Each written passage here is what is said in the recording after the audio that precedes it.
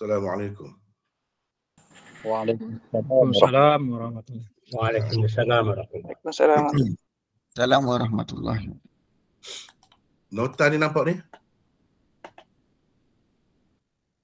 Nota nampak? Nampak.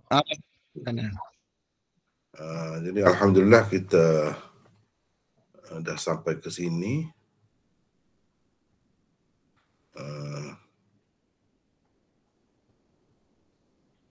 Dah sampai ke sini ya. Hadis 4169.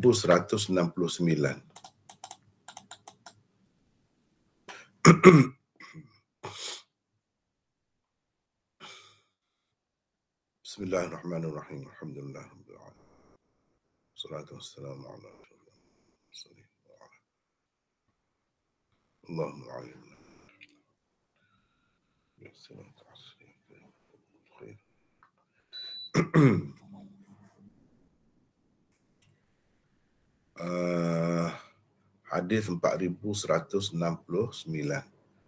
وبه قال حدثني أحمد بن إسحاق قال حدثنا عثمان بن عمر قال أخبرنا شعبة عن قتادة عن أنس بن مالك رضي الله عنه إنا فتحنا لك فتحا مبينا قال الحديبية. Sini kah? Betul dah kan? Di mana? Betul mana? Betul dah. Okey. Betul. وبه قال حدثني أحمد بن إسحاق قال حدثنا عثمان بن عمر قال أخبرنا شعبة عن قتادة عن أنس بن مالك رضي الله عنه إنا فتحنا لك فتحا مبينا قال الحديبية. قال أصحابه هنيئا مريئا فما لنا فأنزل الله ليدخل المؤمنين والمؤمنات جنات تجري من تحتها الأنهار. قال شعبة فقدمت الكوفة فحدثت بهذا كله عن قتادة ثم رجعت فذكرت له فقال أما إنا فتحنا لك فعن أنس وأما هنيئا مريئا فعن عكرمة.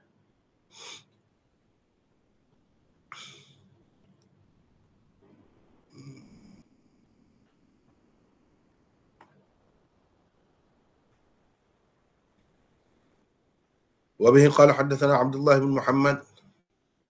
Saya rasa macam dah baca lah ni. Kau belum?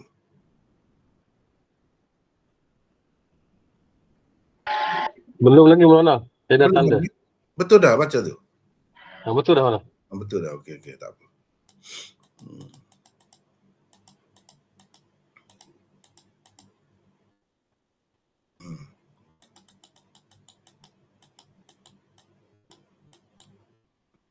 وبه قال حدثنا عبد الله بن محمد قال حدثنا أبو عامر قال حدثنا إسرائيل عن مجزأة بن زاهر الأسلمي عن أبيه وكان ممن شهد الشجرة قال إني لأوقد تحت القدر بلحوم الحمر إذ نادى منادي رسول الله صلى الله عليه وسلم إن رسول الله صلى الله عليه وسلم ينهاكم عن لحوم الحمر.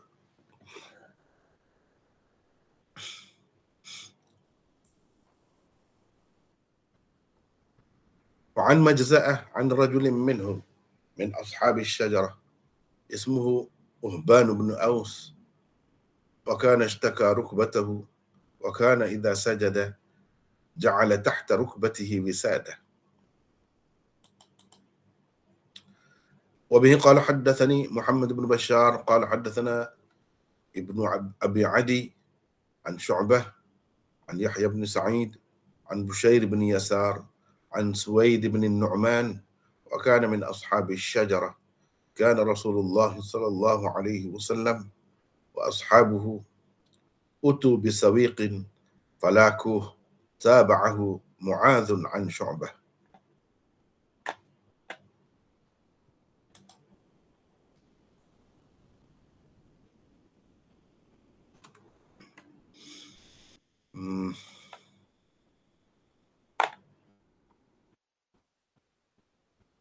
وبه قال حدثنا محمد بن حاتم بن بزيع قال حدثنا الشاذان عن شعبة عن أبي جمرة قال سألت عائذ بن عمرو رضي الله عنه وكان من أصحاب النبي صلى الله عليه وسلم من أصحاب الشجرة هل ينقض الوتر؟ قال إذا أوترت من أوله فلا توتر من آخره. Baik, kita balik semula tempat mula-mula baca tadi.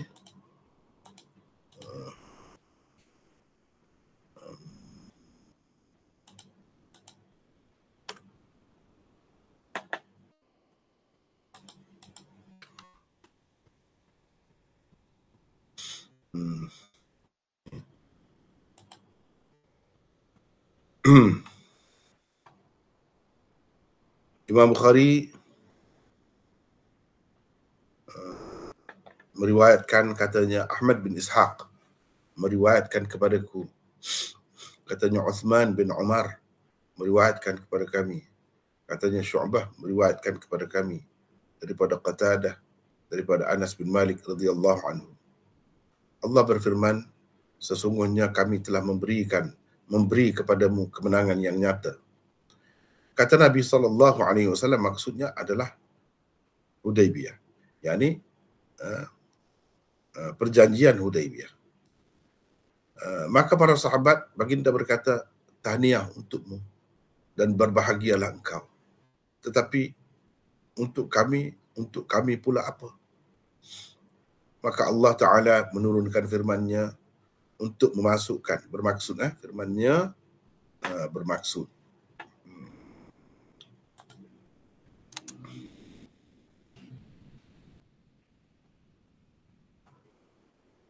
Untuk memasukkan orang-orang beriman, laki-laki dan perempuan ke dalam syurga-syurga yang mengalir di bawahnya sungai-sungai.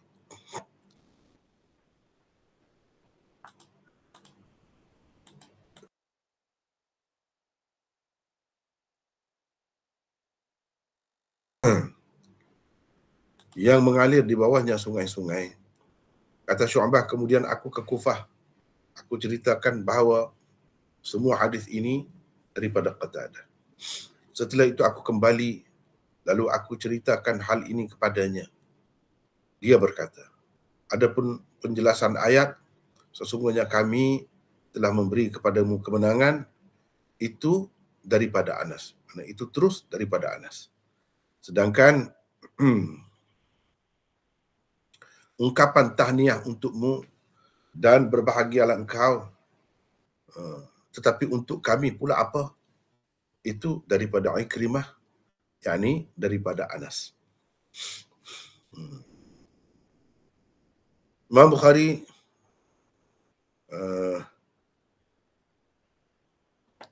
meriwayatkan daripada Majza'ah bin Zahir al-Aslami, daripada bapanya Zahir al-Aslami. Dia, yakni bapanya, termasuk sahabat yang ikut berbai'ah di bawah pokok, yakni dalam bai'ah Ridwan. Beliau berkata, sesungguhnya aku telah menyalakan api di bawah periuk. Yang berada di bawah periuk, maksudnya yang berada di atas tungku lah, untuk memasak daging keledai. Tiba-tiba seorang penyuruh Rasulullah SAW berseru, sesungguhnya Rasulullah SAW telah melarang kamu memakan daging keledai. Dan daripada Majza'ah, yang masih daripada jalur periwayatan yang sama dengan hadis sebelumnya, daripada Majza'ah, daripada seorang laki-laki dari mereka, yang ini sahabat, yang pernah ikut berbai'at di bawah pokok, yang ini dalam bai'atul Ridwan, bernama Uhban bin Aus, bahawa dia menderita sakit lutut. Apabila sujud, dia meletakkan bantal di bawah lututnya.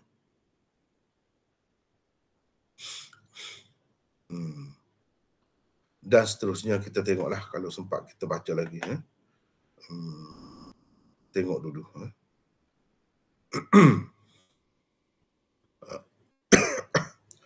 balik semula ke tempat mula-mula kita baca tadi.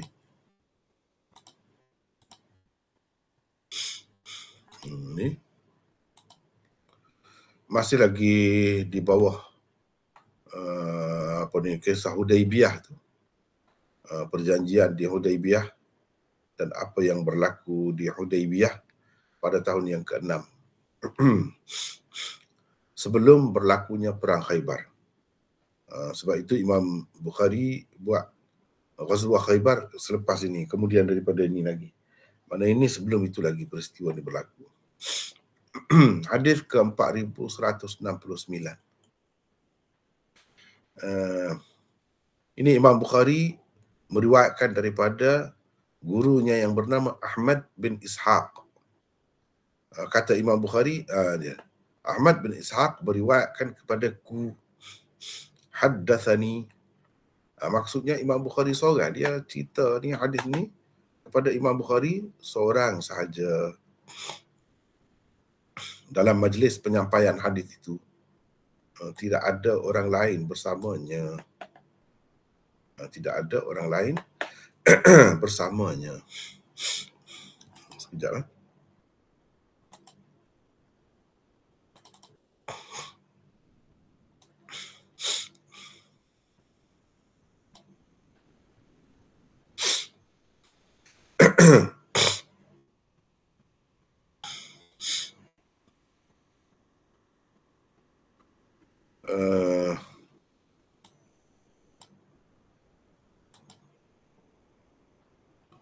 Ini masih lagi berada di bawah Ghazwah Hudaibiyah.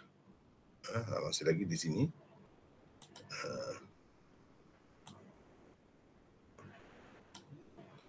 Cuba kita perhati di sini.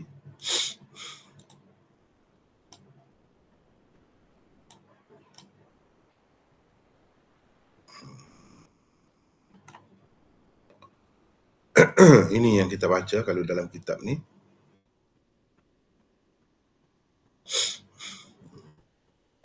Cuba hati ni. Haddathani Ahmad bin Ishaq. Kita ada, nampak ke ni? Kitab ni kecil sangat tulisan dia. Nampak mana? Nampak mana ni? Saya besarkan sikit ya. Setakat mana boleh. Ini boleh. Ini besar sikit. Cuba tengok ni. 4172 hadisnya. Haddathani Ahmad bin Ishaq. Kemudian dia ada kecil nun di atas tu, nombor 7. Ni dia ada bawah ni, cuba tengok ni. Nombor 7. Haddathani wa fi nuskhatin haddathana.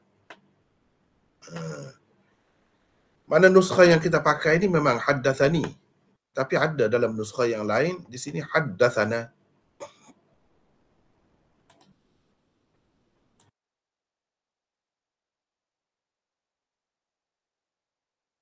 Yang ni dalam nuskha yang lain ada haddathana. Bermakna kalau kita kata haddathana, Imam Bukhari ketika menerima hadis ini daripada gurunya Ahmad bin Ishaq itu bukan seorang. Jadi haddathani, mana dia seorang. Tidakkah itu dia jadi bercanggah? Tidakkah itu dah jadi bercanggah? Jadi boleh kita kata kalau kita nak pakai kedua, ada ketikanya Imam Bukhari kata begini, haddathani. Ada ketikanya dia kata haddathana. Maknanya kita ihtimal. Kita mengandaikan Imam Bukhari telah menerima 2 kali hadis ini daripada gurunya. 1 kali dia terima dalam keadaan dia seorang diri. Itulah dia kata haddathani. Pada ketika yang lain pula dia menerima hadis ini dalam keadaan kawan-kawan dia ada bersama. Itu sebab dia kata haddathana. Maknanya seseorang perawi hadis itu ada kalanya tak mesti dia dengar 1 kali saja. Kalau guru kita yang selalu kita duduk dengar, boleh jadi kita dengar banyak kali. Bukan 2 kali, beberapa kali pun mungkin. Itu kalau kita mengandaikan kedua-dua nuskha itu benar. Kalau kita mengandaikan kedua-dua nuskha itu benar. Jadi berdasarkan nuskhah yang dipakai oleh Syekh Ahmad Ali Saharanfuri, ini dia dengan haddathani, bukan haddathana.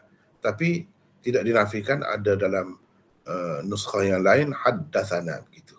Kalau kita baca dalam setengah-setengah kitab Bukhari, kalau ada sebut haddathana begitu, jangan terkejutlah. Kitab ni antara yang istimewanya, ini kitab dicetak di Pakistan ni, dia ada sebut benda-benda begini. Perbezaan nuskhah tu. Ini perbezaan nuskhah.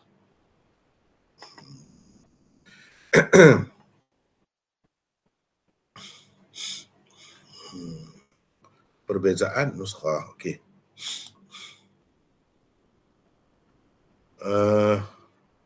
Ahmad bin Ishaq. Siapa Ahmad bin Ishaq? 670. Di sini saya nak sesiapalah pula baca.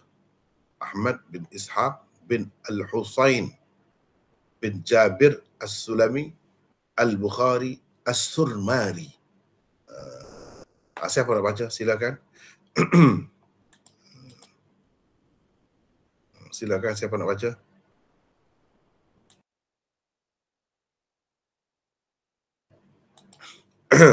Silakan. Kita nak berkenalan dengan perawi ni, guru Imam Bukhari. Ahmad bin Ishaq. Siapa ni? Ramli. Ramli dari mana-mana dah? Tengok. Daripada Port Dickson. Port Dickson. Silakan Ramli. 670. Bin Al-Husain bin Jabir As-Sulami. Sekejap. Saya nak ingatkan sekali lagi. Kalau SH ni Sad. Husain. Bukan Husain. Bukan Sin. Tapi Sad. Betulkan sebutan tu. Bin Al-Husain bin Jabir As-Sulami Al-Bukhari As-Surmari. Abu Ishaq adalah kunyahnya. Beliau terkenal dengan keberaniannya yang luar biasa, di samping terkenal juga sebagai ilmuwan dan seorang yang zahid.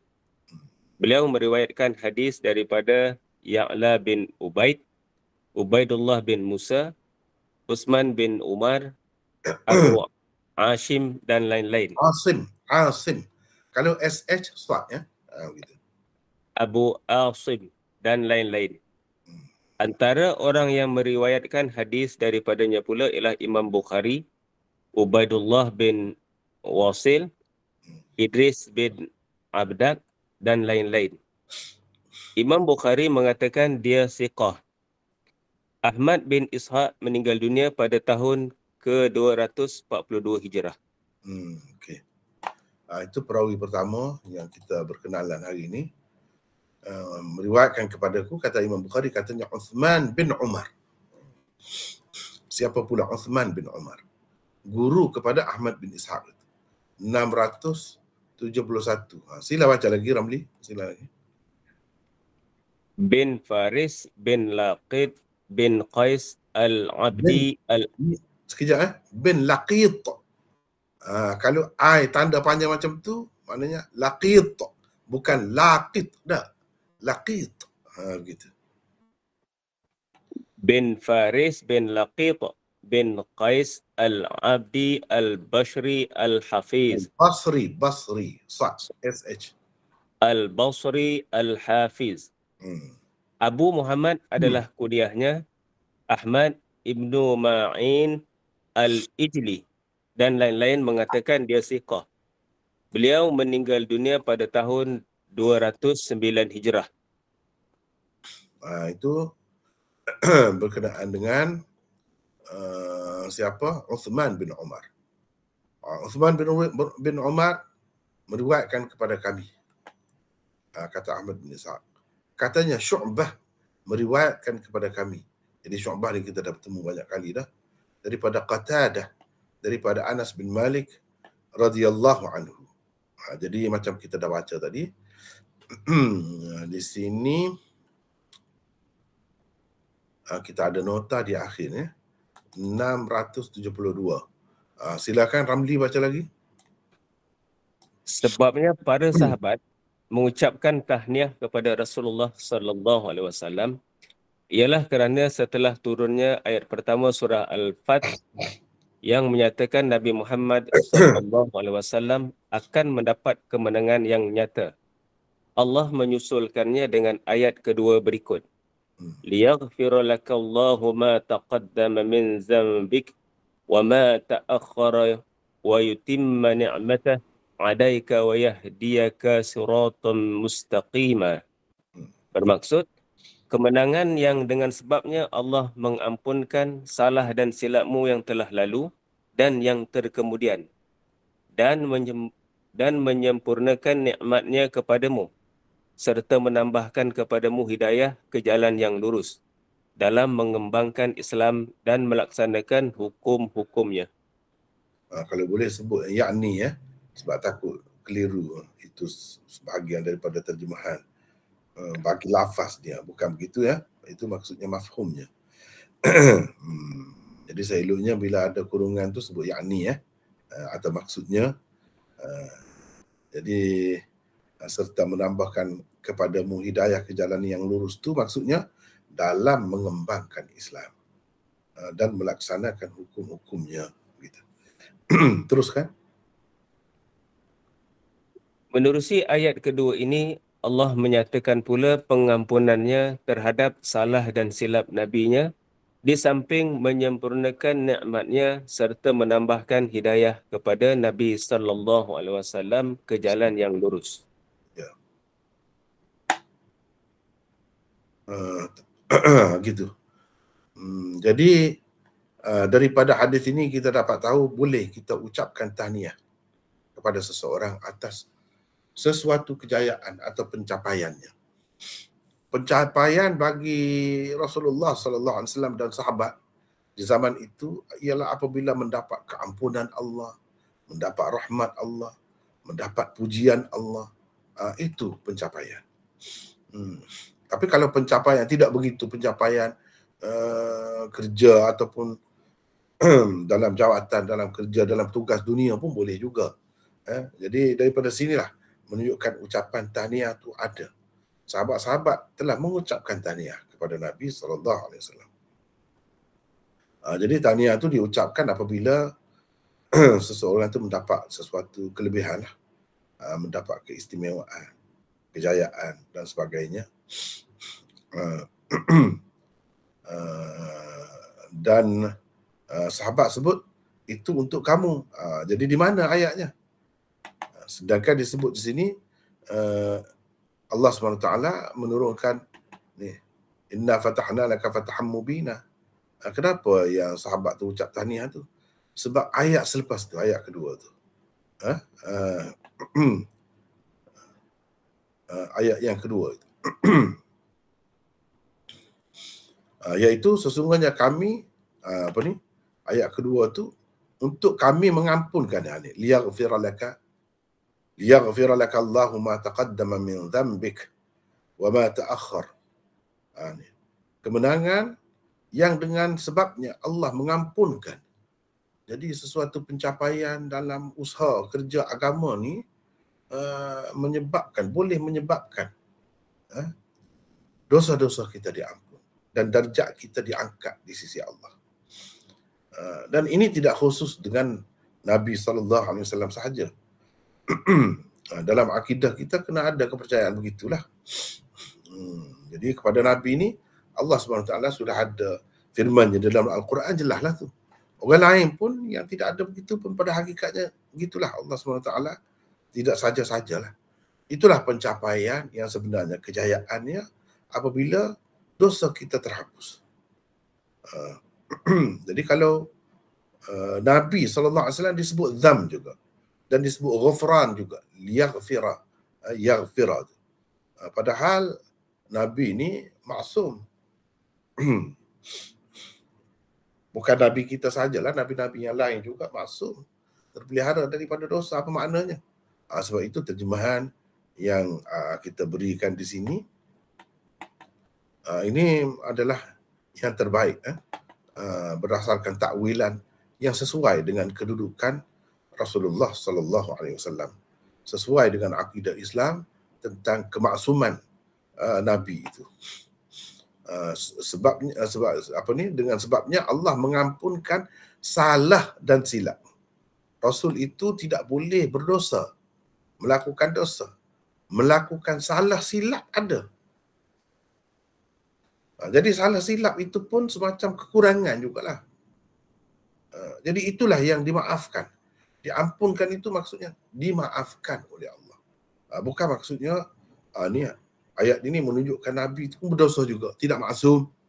Boleh jadi kalau ada yang tidak belajar betul-betul, dia akan faham begitulah. Sebab perkataan dosa pun ada, perkataan ampun pun ada. Jadi boleh jadi difahami oleh orang yang tidak belajar dengan baik bahawa Nabi itu tidak masuk. Buktinya ni ayat ni. Padahal maksud dianya kejayaan yang dicapai itu suatu kejayaan besar untuk agama. Dengan sebabnya Allah. Jadi Allah SWT ampunkan, buat begitu, buat begini, dia ada sebab-sebab dia. Dengan sebabnya Allah mengampunkan salah dan silapmu. Ini ditujukan kepada Nabi. Atas dasar itulah sahabat-sahabat ni ucapkan tahniah kepada Nabi. Nabi dapat peristiharan daripada Allah. Peristiharan pengampunan dosa yang lalu dan dosa kemudian. Maksudnya kesalahan yang lalu dan kesalahan yang kemudian, salah silap yang telah lalu dan yang terkemudian. Dan menyempurnakan nikmatnya kepadamu. Ini juga yang patut diucapkan tahniah bila seseorang itu dapat nikmat. Seseorang itu berjaya. Hadis ini mengajar kita bahawa pada tempat-tempat itu kita boleh ucap tahniah. Nabi tidak tegur pun, Nabi tidak marah pun sahabat-sahabat dia bila ucapkan tahniah kepadanya. Bahkan bila sahabat tanya, itu untuk kamu dapat ada kelebihan, untuk kami apalah. Kami pun kira-kiranya berbai'ah di situ dalam peristiwa di Hudaibiyah tu untuk mati tu, sanggup nak mati tu. Jadi kami dapat apa? Nak juga, boleh nak begitu. Tidak salah. Kita nak ganjaran daripada Allah. Kita tidak mengharapkan ganjaran manusia, itu bagus macam tu. Tapi tidak mengharapkan ganjaran Allah, itu tak kena. Sehingga kita kata tak perlu berdoa. Surah kepada Allah. Tak perlu minta. Tak perlu ingat nak pahala apa. Bukan begitu. Cara ajaran Quran dan Sunnah memang dia ajarkan kita boleh mengharapkan pahala. Ihtisab disebut. Man qama ramadhana imanan wahtisaban. Ihtisab itu mengharapkan pahala. Boleh, tidak salah. Mengharapkan ganjaran dunia bukan satu kelebihan itu. Tapi mengharapkan pahala daripada Allah, itu suatu kelebihan. Sebab apa? Pahala daripada Allah ni bukan main-main. Bukan sembarangan. Kita tak boleh bandingkan dengan dunia. Kalau dia kata bagi mahligai dalam surga, bukan mahligai dalam dunia. Jadi mahligai dalam surga tu kalau nak minta, patut minta. Memang patut. Terutamanya kita sebagai manusia ni. Kalau mahligai dalam dunia ni pun kita dah nak dah. Meleleh dah air liur. Kita kata, dah nak dah yang dunia. Apa lagi kalau yang tu? Tak salah kalau kita minta. Kalau kita mengharapkan. Bahkan salah kalau kita tidak mengharapkan. Sebab apa? Nabi SAW dalam sekian banyak hadis-hadisnya sebutkan tentang ihtisab itu. Walaupun salah satu makna ihtisab itu ialah dengan ikhlas. Tapi mahukan syurga, apa semua itu tidak menafikan ikhlas. Tidak membatalkan keikhlasan. Ia boleh ada bersama ikhlas. Tapi nak dunia, kalau nak dunia bersama, itu tak boleh. Itu menjejaskan keikhlasan. Tapi kalau ikhlas kerana Allah buat, tapi kita nak juga syurga ni, itu tidak salah. Sebab syurga tu memang patut diidam-idamkan. Adapun dunia ni tak patut sebenarnya. Tak padan pun. Itu pun tidaklah berdosa kalau kita mengidam, kalau kita nak sesuatu daripada dunia asalkan halal, dengan cara yang halal, tak ada salah pun. Tapi bukan suatu kelebihan lah. Menaikkan darjat kita, tidaklah kerana itu. Jadi sahabat tanya, untuk kami pula apa? Lalu Allah SWT menurunkan ayat seterusnya. Ayat seterusnya itu. Ayat itu untuk Semua ini berlaku ni untuk kami masuk kawan-kawan mukmin ke dalam syurga. Ini. Untuk memasukkan orang-orang. Kenapa berlaku semua itu, peristiwa itu? Hikmat di sebaliknya. Kenapa Allah SWT bagi terjadinya peristiwa itu sehingga sahabat ini berbai'ah dengan Nabi di bawah pokok tu dipanggil bai'ah ridwan yang menyebabkan mereka mendapat keredaan Allah. Peristiharan Allah redha kepada mereka dalam dunia lagi, semasa mereka hidup lagi. Dan dapat peristiharan mereka akan memasukkan orang-orang beriman laki-laki dan perempuan ke dalam syurga-syurga yang mengalir di bawahnya sungai-sungai. Nabi kata kamu masuk di dalam ni. Jadi kamu pun sepatutnya dapat patut diucapkan tahniah juga. Jadi orang-orang di zaman Nabi dulu yang Allah SWT janjikan syurga itu ini kerana ada sesuatu yang mereka buat. Kalau kita tengok dalam peristiwa ni, mereka telah sanggup mati kerana Islam. Sanggup berjuang. Seperti yang kita dah banyak dah hadir-hadir kita bertemu, apa ceritanya. Ini ni di hujung-hujung dah. Baik kata Syu'bah. Itu cerita. Kemudian aku ke Kufah. Aku ceritakan bahawa semua hadis ini daripada Qatadah. Sebab dia ambil hadis ini daripada Qatadah. Sebab itulah Syu'bah ni kan dia cukup marah dengan orang yang melakukan tadlis. Padahal guru dia sendiri Qatadah ni mudallis. Itulah pengalaman-pengalaman daripada peristiwa-peristiwa beginilah yang menyebabkan dia jadi marah sangat orang yang melakukan tadlis. Sebab apa? Boleh mengelirukan. Dia sendiri pernah terkeliru. Kalau berdasarkan riwayat ini, dia sendiri pernah terkeliru dengan riwayat Qatadah. Sebab Qatadah itu terkenal sebagai mudallis. Pernah dia, tapi dia berhati-hati dah lah. Sebab tu dia tanya pula kemudian tu. Itu ceritanya. Dia tanya. Jadi aku duduk cerita semua hadis ni yang tersebut tadi tu daripada Qatadah. Betul lah daripada Qatadah. Setelah itu aku kembali. Lalu aku ceritakan hal ini kepadanya. Jadi aku pun rasa macam tak sedap hati juga. Nak pasti sebab dia ni Syu'bah ni seorang imam hadis yang sangat cermat. Sangat ketat. Jadi dia pun pergi tanya macam mana nak penjelasan lah. Perincian. Ketika tu baru Qatadah sebut. Memanglah riwayat daripada Qatadah, tapi perincian dia tu. Dia berkata, adapun penjelasan ayat, sesungguhnya kami telah memberikan kepadamu kemenangan. Yang di Hudaibiyah. Itu terus daripada Anas. Itu dia ambil terus daripada Anas, kata dia. Qatadah ambil terus daripada Anas. Sedangkan ungkapan tahniah untukmu, tahniah untukmu dan berbahagialah engkau. Tetapi untuk kami pula apa? Itu daripada Ikrimah, daripada Anas. Pula dia kata begitu. Itu bahaya tu. Sebab tu Syu'bah ni dia memang bercermat sangat. Terutamanya dengan perawi-perawi yang terkenal mudallis. Kadang-kadang dia tak sebut guru dia. Dia sebut sekali macam terus daripada Anas semuanya. Padahal tidak semua begitu. Macam bahagian ini, hadis ni, bahagian yang terakhir ni, itu dia ambil dengan perantaraan Ikrimah. Bukan terus daripada Anas. Tapi kalau ditanya, dia akan cerita juga. Cuma sekali lalu tu dia cerita tu, macam dia dengar ni, semuanya daripada Anas. Langsung, secara langsung. Padahal yang secara langsungnya sebahagian saja.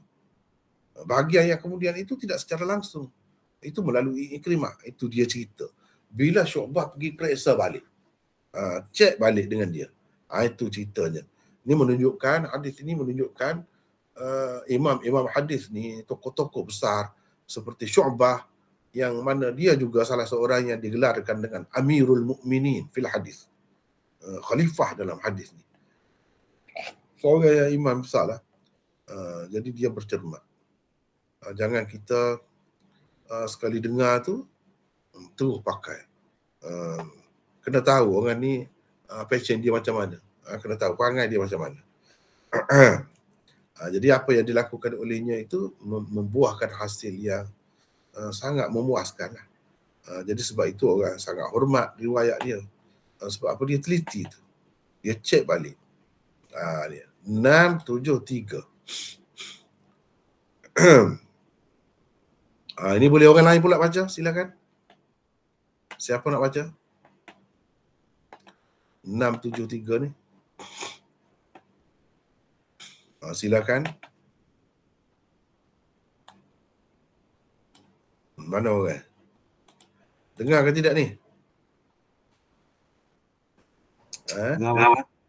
Dengar. Siapa nak baca? Saya baca lah. Tak ada orang ya? Tak ada orang. Macam mana? Soleh. Bagi orang dah. 673 673 ya.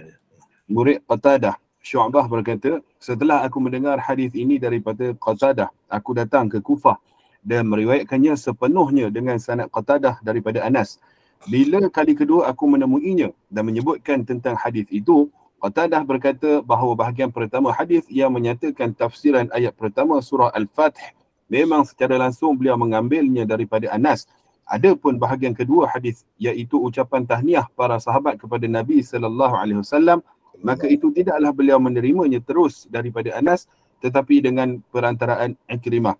Semua ini berlaku kerana Qatadah memang seorang perawi mudallis. Perawi mudallis kadang-kadang mencampur adukkan hadis-hadis daripada beberapa orang tanpa menjelaskannya secara terperinci.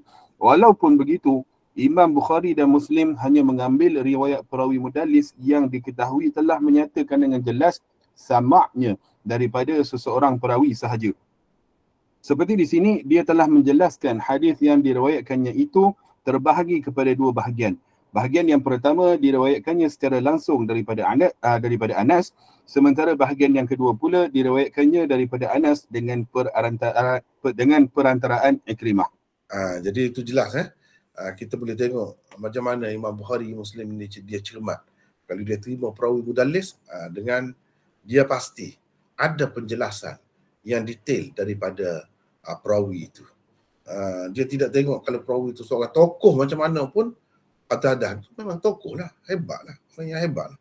Tetapi dia mudallis. Bila mudallis kita kena teliti. Iaitu pengajaran daripada hadis ini ialah cuba tengok Syu'bah tu apa sikap dia, apa yang dia lakukan. Yang dia lakukan ialah dia cek balik dengan Qatadah tu sendiri. Sebab Qatadah tu orang tokoh, orang yang bagus. Cuma dia ada perangai dia macam tu. Kebiasaan dia lah kita kata. Kebiasaan dia tu, dia memang campur adukkan begitu. Jadi kepada orang-orang yang cermat seperti Syu'bah tu, biasanya dia akan pastikan pula kemudiannya. Dan riwayat yang seperti itulah yang diterima oleh Bukhari. Bukan riwayat Qatadah yang belum pasti lagi. Ataupun yang ada kemungkinan dia ambil daripada orang lain. Dan orang lain itu mungkin perawi yang tidak sahih mungkin. Gitu. Tapi kalau daripada Ikrimah itu tak jadi masalah lah. Kalau tak sebut pun memang perawi itu diterima pun. Tapi andaikan kalau perawi itu tidak diterima macam mana? Kan masalah. Itu jelas Qatadah kepada Syu'bah. Jadi baik Qatadah, baik Syu'bah, semuanya adalah tokoh-tokoh besar. Tokoh-tokoh besar. Jadi tokoh-tokoh besar tu pun kadang-kadang gitulah cara main, sebab banyak kan. Banyak. Kadang-kadang dia nak cepat tu dia cerita begitulah. Tersalah pun ada. Bukan saya tidak nak kata kepada sesiapa. Saya sendiri pun ada tersalah banyak juga. Kita dulu dengan sekarang misalnya. Tanpa sengaja lah. Kalau dengan sengaja tu memang tak boleh lah. Tanpa sengaja kadang-kadang sebab kita duduk sentiasa bermain dengan hadis kan. Kadang-kadang kerana kita percaya sangat kepada seseorang itu, kita terus bawa, terus ceritakan. Padahal cerita tu masih tak betul lagi. Cerita itu mahu saya pun pernah. Lepas tu saya beringat lah. Dalam keadaan kita beringat, berhati-hati, kadang-kadang terkena juga. Sebab benda ni tersebar dengan meluas kan. Dalam kitab-kitab.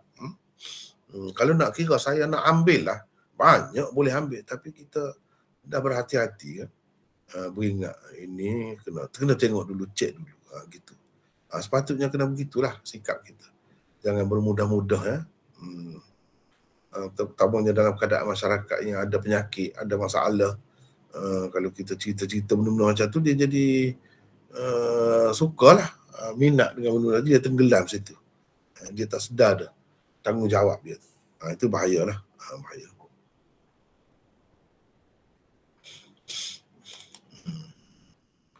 Baik. Seterusnya, Abdullah bin Muhammad Al-Ju'fi meriwayatkan kepada kami, katanya. Jadi ini biasalah dalam syarah-syarah hadis dibuat.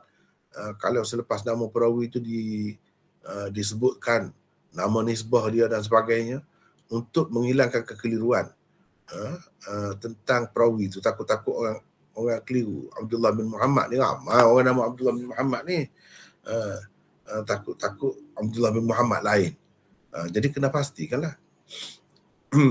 Jadi ini Al-Ju'fi meriwayatkan kepada kami, katanya Abu Amir Al-Aqadi meriwayatkan kepada kami, katanya Israel bin Yunus meriwayatkan kepada kami daripada Majza'ah bin Zahir Al-Aslami. Jadi siapa? Majza'ah bin Zahir Al-Aslami. Baca situ, Saleh.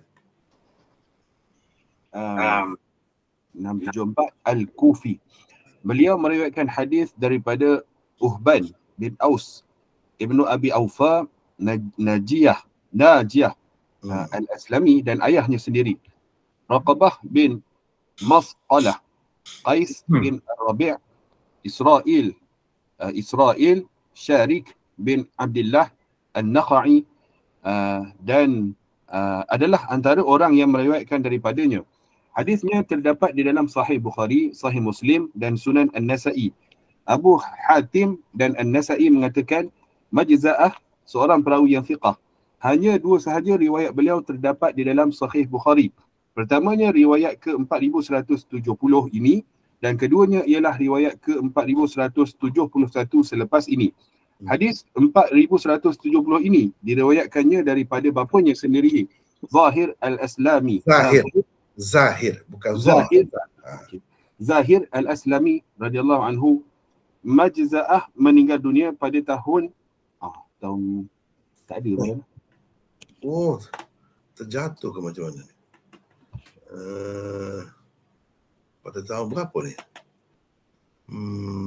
Sekejap saya cek. Kita cek Majza'ah. Kita cek. Terjatuh ke macam mana? Saya tak pasti. Atau tak tertulis ke?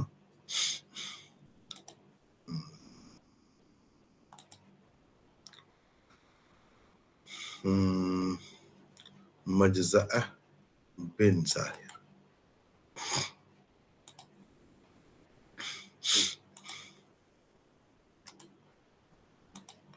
Senang sekarang ni, ada ni kan, komputer ni nak cek.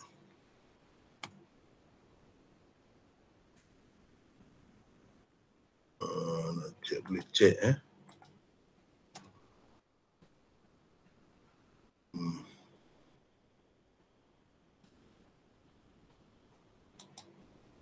kita tengok sini dulu, kalau ada nasib baik. Kalau tak ada, macam mana? Ni ya. Majza'ah bin Zahir Al-Aslami Al-Kufi. Dia meriwayatkan daripada ayahnya, daripada Uhban bin Aus, dan orang yang meriwayatkan daripadanya Raqabah bin Mas'alah dan Israel. Wathaqahu Abu Hatim nombor 6, dan Nasa'i mengatakan dia sahih. Tapi di sini pun tak ada sebut. Sekejap kita tengok satu lagi kitab. Biasanya di sini ada. Kalau tak ada di lain, di sini biasanya ada. Paling tidak dia sebutkan agak-agak tu.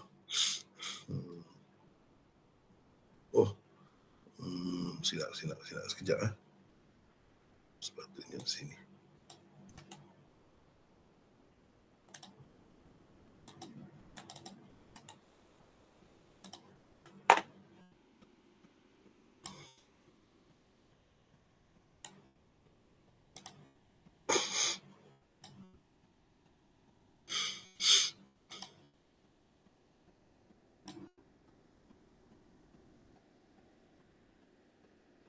Tak ada juga. Mungkin saya tak dapat lah tu. Gitu. Tak ada juga.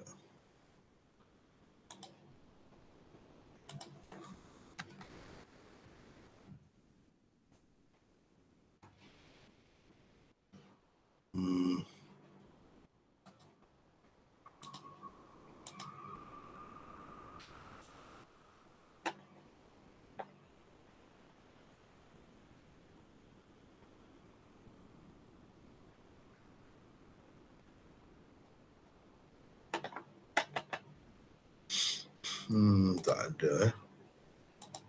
Sekejap.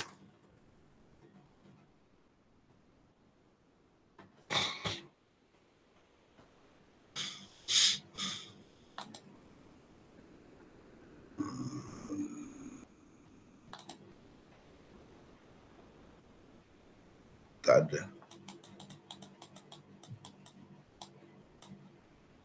Tak ada sebut. Jadi saya tak boleh pasti lagi setakat ni.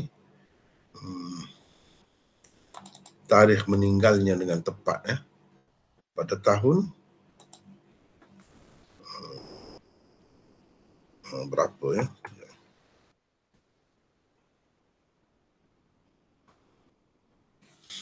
Teruskan Saleh baca seterusnya. Baik. Tujuan Imam Bukhari mengemukakannya di bawah bab ini ialah untuk menyatakan Zahir Al-Aslami radhiyallahu anhu bapa Majza'ah juga merupakan salah seorang ahli bai'atul Ridwan. Kisah larangan Rasulullah sallallahu alaihi wasallam daripada memakan keledai kampung yang tersebut di dalam hadis ini sebenarnya berlaku dalam peristiwa perang Khaybar pada tahun ke-7 Hijrah. Oleh kerana orang-orang yang terlibat dalam bai'atul Ridwan itulah juga kemudiannya ikut bersama Rasulullah sallallahu alaihi wasallam dalam perang Khaybar, maka Zahir Al-Aslami juga ada dalam peristiwa perang Khaybar. Beliau bahkan terlibat secara langsung dalam usaha memasak daging keledai sebelum diisytiharkan tentang pengharamannya. Jadi itu cerita tentang Majza'ah ni. Dia meriwayatkan hadis ini daripada ayahnya sendiri. Daripada ayahnya sendiri, iaitu Zahir Al-Aslami. Dia, yakni bapanya itu, ayahnya itu termasuk sahabat yang ikut berbai'ah di bawah pokok. Maksudnya dalam bai'ah Ridwan. Beliau berkata, sesungguhnya aku telah menyalakan api di bawah periuk. Ini cerita ayah Majza'ah itu. Ayah Majza'ah itu cerita, dia kata dia menyalakan api di bawah periuk, yakni yang berada di atas tungku untuk memasak daging keledai.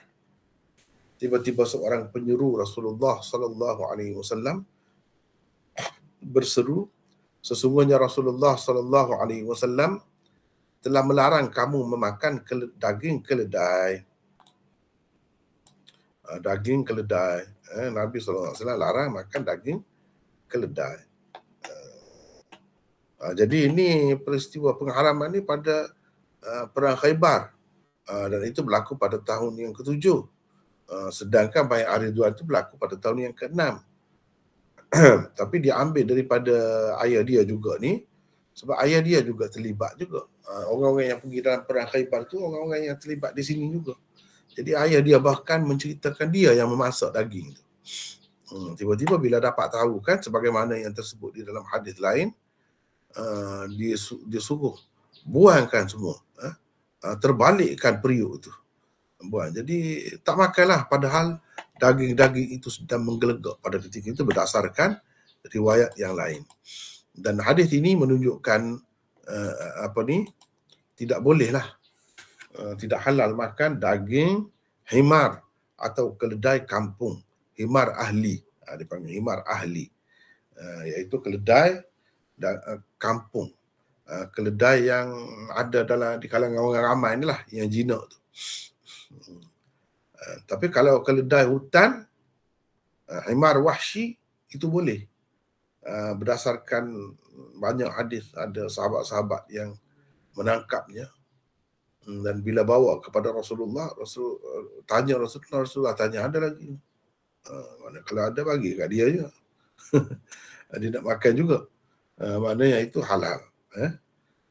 Keledai hutan dia berbeza dengan keledai kampung. Keledai hutan tu dia liar lah. Liar. Setengah-setengah tu kata himaruz zarad. Himaruz zarad itu sebagai himar hutan. Mungkin juga itu. Tapi dia tu dekat macam kuda belang itu. Kalau himaruz zarad itu macam kuda belang. Jadi himar hutan ni yang lain lagi. Macam ayam lah, ayam kita ni, ayam kampung ni asalnya ayam hutan. Jadi ayam hutan tu lebih liar berbanding ayam kampung tu. Kalau ayam kampung tu pun masih liar lagi kan. Sebab tu baka-baka daripada hutan juga tu. Kecuali lah kalau ayam pejabat ni, kita kata itu memanglah lemah dia tak kuat. Kita tempuh sikit lah, tolak sikit terbalik dah. Jadi itu tak boleh. Boleh dikatakan kebanyakan kalau ulama fiqh mazhab ahli sunnah wal jamaah ni mengatakan tak boleh. Ada juga pendapat dalam mazhab Malik mengatakan boleh. Cuma larangan ini adalah berdasarkan hikmah maslahah. Takut-takut kenderaan itu jadi berkurang. Sebab pada ketika itu himar ini memang jadi kenderaan. Sebagaimana ada juga hadis yang melarang makan kuda kan. Jadi mereka kata larang makan kuda itu bukan kerana dagingnya haram tapi kerana maslahah. Takut-takut jadi pupus. Kenderaan orang jadi kurang. Sebab pada masa itu kuda, himar dan sebagainya itulah yang menjadi kenderaan mereka. Jadi kerana maslahat itu Nabi SAW larang itu. Bukan kerana memang ia haram. Tapi setengah-setengah ulama kata memang haram. Jadi ada khilaf lah di situ. Ada khilaf. Tapi jumhur ulama, boleh dikatakan jumhur ulama mengatakan tak boleh. Yang jelasnya boleh makan himar ini ialah Syiah. Syiah memang boleh. Dalam fiqh dia boleh. Arnab dia tak boleh pula. Arnab. Dia tak makan arnab. Tapi kita ahli sunnah wal jamaah boleh dikatakan sepakatlah arnab itu boleh. Sebab apa? Sebab Nabi sendiri telah makan. Itu sabit. Hadisnya sabit. Hadis sahih.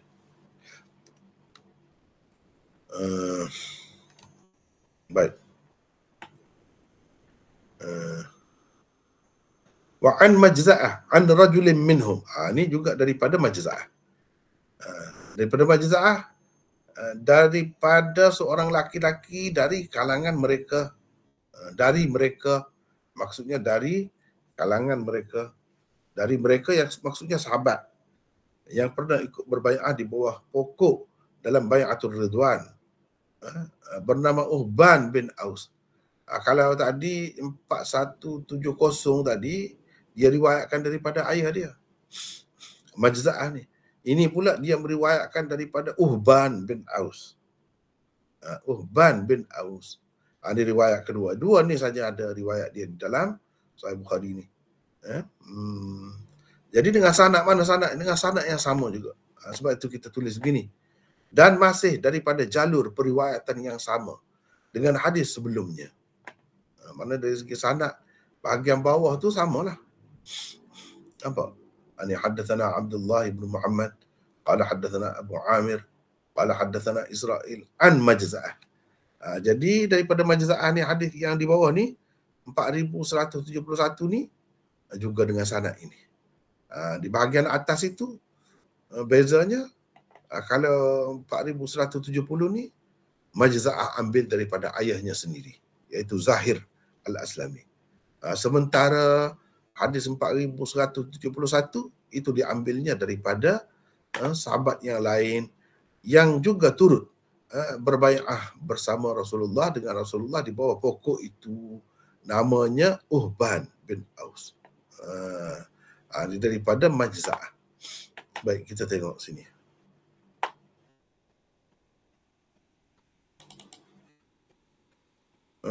Baca lagi Saleh. Dengan sanad yang sama juga, Imam Bukhari meriwayatkan hadis ke-4171 daripada Majza'ah. Tetapi hadis ini beliau riwayatkan daripada seorang sahabat yang lain.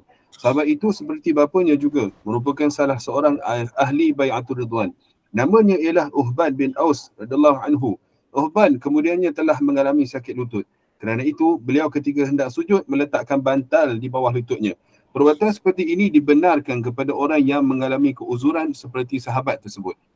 Jadi bolehlah kita nak buat begitu pun tidak jadi masalah kerana uzur. Kerana uzur. Nak lapik begitu. Begitu juga keuzuran-keuzuran yang macam lain boleh kita sesuaikanlah dengan keadaan sakit kita tu. Cara duduk, cara apa, bangun, apa semua tu. Mana yang lebih selesa kepada kita itu boleh diikut. Ini menunjukkan dalam sembahyang itu tak boleh sembarangan lah buat. Nak suka hati kita nak buat gini, nak buat begini. Tak boleh ya.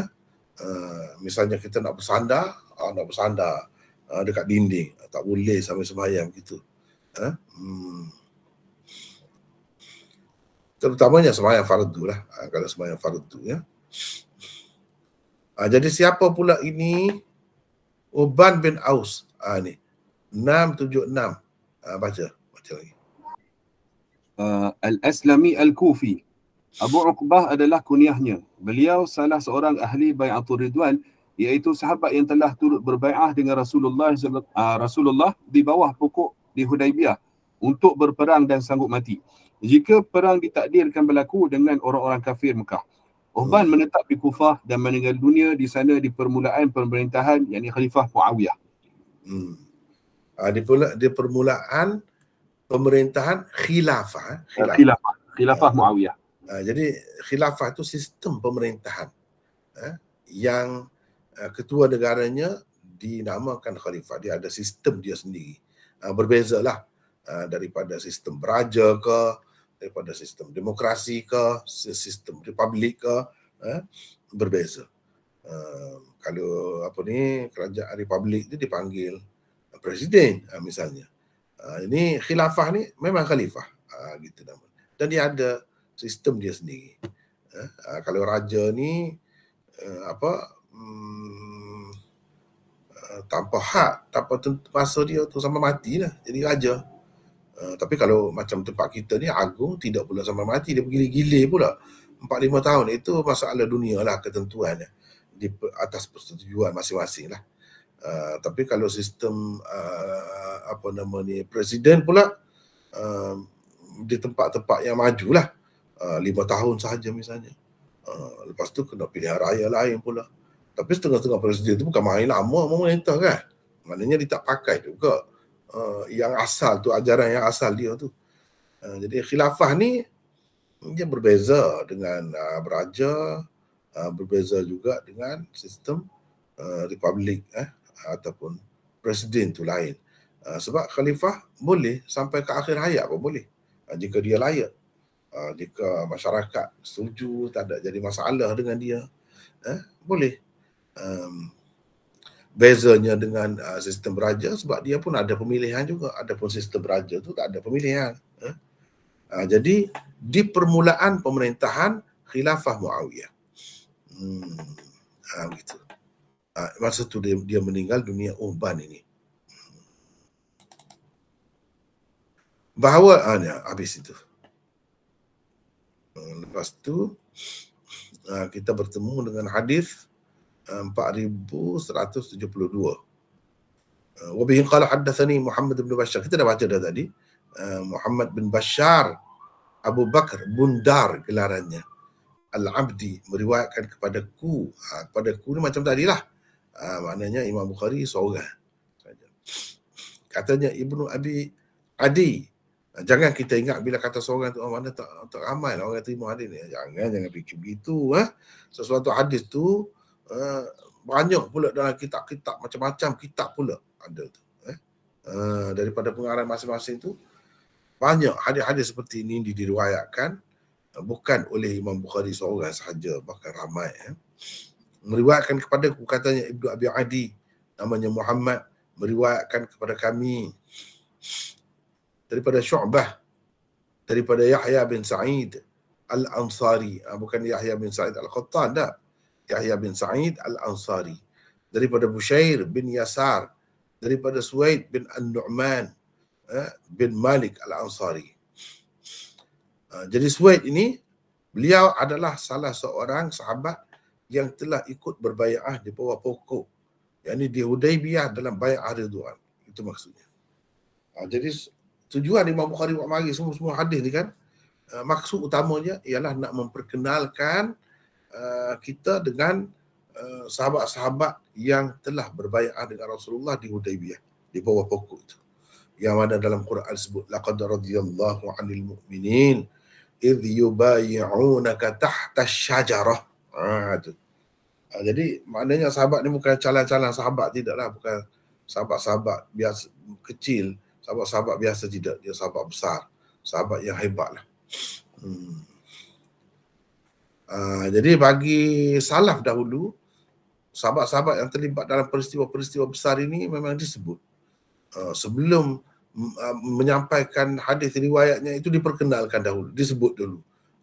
Dalam jumlah mu'taridahnya, beliau adalah seorang sahabat, disebut. Sebab itu suatu kemuliaan, suatu kelebihan. Itulah pangkatnya. Kalau nak kata pangkat sahabat ni, itulah pangkat dia. Dia ahli Badar ke tidak, dia ahli Uhud ke tidak, dia ahli Bai'ah Ridwan ke tidak, begitu. Itu pangkat mereka. Dia tak ada lagi macam kita sekarang ni kan, Datuk, Tan Sri, apa semua tu tak ada. Itulah pangkatnya. Katanya Rasulullah SAW dan para sahabatnya pernah dihidangkan sawiq. Maka sawiq itulah yang dikunyah mereka. Sawiq itulah yang dikunyah mereka. Mu'adz telah menjadi mutabi' kepadanya, yakni Ibnu Abi Adi, dalam meriwayatkan hadis ini daripada Syu'bah. Baik. Mana? Katanya, jadi ini riwayat Suwaid bin An-Nu'man. Rasulullah SAW dan para sahabatnya pernah dihidangkan sawiq. Apa itu sawiq? Ni ada nota ni, iaitu sejenis makanan yang diperbuat daripada tepung gandum, barley, atau lain-lain bijirin yang digoreng sedikit. Kemudian dicampurkan dengan minyak sapi. Kemudian makanan ini dia jadi semakin berkembang, semakin apa ni orang kata, canggih lah buatan dia tu, sehingga jadi sedap sangat lah. Jadi macam-macam dicampur dengan macam-macam bahan bijirin itu yang ditumbuk-tumbuk. Jadi kira-kiranya hancur, tapi tidaklah hancur sangat macam debu tu, tidaklah jadi begitu. Macam ditumbuk lah, macam ditumbuk dan tidaklah hancur sangat, tapi dah jadi debu dah juga sebahagiannya itu. Dia jadi tepung lah. Gitu. Kadang-kadang diperbuat daripada beberapa bijirin. Saya selalu kalau mengajar ni nak bagi mudah faham, sebab tak ada tempat kita ni. Tempat kita orang tak makan benda ni, tak ada buat, dan tak ada istilahnya tu. Saya selalu kalau buat contoh, saya buat contoh sagun. Tahu sagun? Kalau di Kelantan ni ada. Tahu, saya tahu. Tahu Takut ada lah yang tak tahu kan di kalangan kita ramai-ramai ni.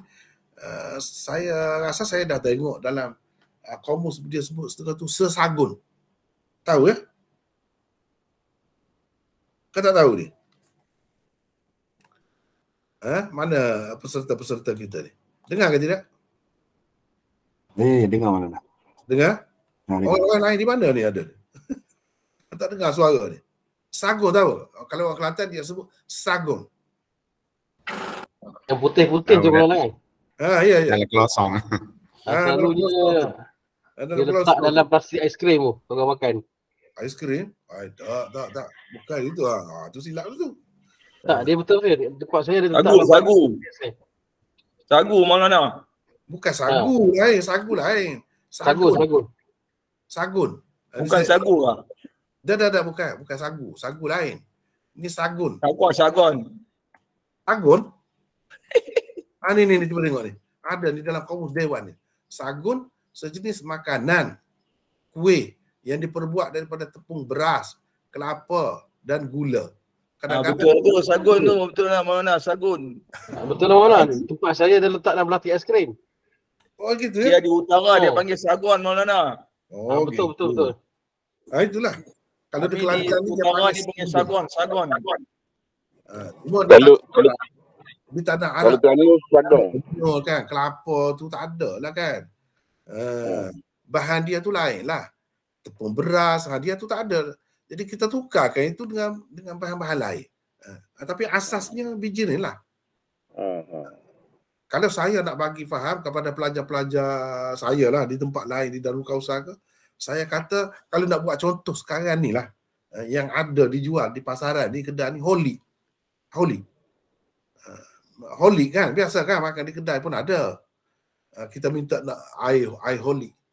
Holy itu dia bahan campur daripada macam-macam biji ni.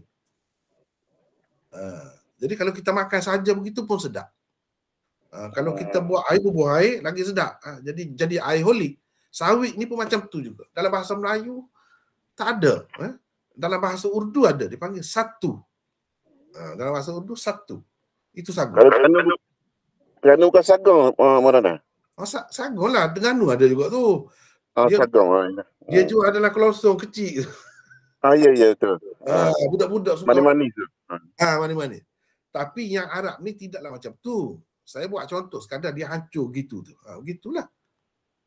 Mana dia letak dalam tangan, tapak tangan ni dia boleh buat gini. Gini. Bubuh mulut gitu. Betul Maulana. Gitu. Saya pernah makan. Yang buat dalam kertas, dalam kelosong tu baru. Kalau orang zaman dulu dia buat gitulah, bubuh dalam tapak tangan ni gini. Gini. Bubuh dalam mulut gitu. Kalau letak air dalam gelas, kita bubuh air, kita itu dengan sudu, dia jadi macam Holy tu. Sedap lah. Dicampur susu lagi, dicampur butter lagi, dicampur apa lagi, minyak sapi setengah-setengah tu. Itu cara dia. Tak macam sagun tu dia tak buat lagi tu kan. Tapi benda tu macam tu lah, hancur-hancur macam tu. Gitu. Biasa-biasanya orang zaman dulu, zaman Nabi dulu kalau nak pergi mana-mana, itulah bekal mereka dalam perjalanan. Makanan yang paling ringan, paling mudah dibawa. Dan mengenyangkan, menyihatkan. Itulah sawit. Jadi dihidangkan sawit. Itu dihidangkan sawit. Lalu mereka mengunyahnya. Kunyah tu sebab apa? Sebab dalam riwayat lain, dalam peristiwa semasa pulang daripada perang Khaybar itu, ketika Nabi SAW bawa dari isteri dia Safiyah tu dalam masa pulang tu, dia berhenti. Pada ketika itulah berlaku peristiwa ni. Dalam riwayat yang lain disebutkan sawit itu dimasukkan ke dalam air. Thurriya. Disebutkan thurriya. Dalam riwayat yang lain disebutkan thurriya. Maknanya dimasukkan ke dalam air, dibancuh dalam air dan diminum. Maknanya boleh juga dijadikan sebagai minuman. Kalau nak makan begitu pun boleh juga ada. Maksudnya ada yang makan begitu, dia kunyah-kunyah begitu. Ada yang masukkan ke dalam air, dalam bekas air dan dijadikan sebagai minuman macam holik tu. Begitu. Maka sawit itulah yang dikunyah mereka. Mana ada sebahagian daripada mereka makan begitu. Tapi dalam riwayat yang lain ada disebutkan thurriya. Makna sawit itu dimasukkan ke dalam air. Ada orang yang nak makan dalam bentuk cair kan. Dalam bentuk cair. Ataupun dalam bentuk agak macam koleh gitu. Dia suka buat. Boleh semua. Nak makan kosong gitu saja pun boleh. Itu sawit. Biasalah Nabi ini dalam perjalanannya, orang-orang lain pun begitu. Pada masa zaman itu, mereka bawa sawit lah sebagai bekalannya. Itu ceritanya. Di mana ni peristiwa ni? Ini kalau kita tengok dalam syarah. Mu'adh telah menjadi mutabi' kepadanya. Yani kepada Ibnu Abi Adi. Mana Mu'adh juga telah meriwayatkan hadis ini. Daripada Syu'bah. Jadi kita ada nota 6 6, 7, 8 di sini. Maksudnya ialah dengan sanad yang tersebut di atas. Ia diwasalkan oleh Al-Ismaili daripada Yahya bin Muhammad, daripada Ubaidillah bin Mu'adh, daripada ayahnya, yakni Mu'adh bin Mu'adh. Apa nama ni secara ringkas. Di dalamnya terdapat tambahan berikut. Wadzalika ba'da an raja'u min Khaybar. Ini peristiwa ini berlaku setelah mereka pulang dari Khaybar. Jadi ada sebut gitu. Jadi riwayat, kalau kita tengok ya, sekejap saya tunjuk ni.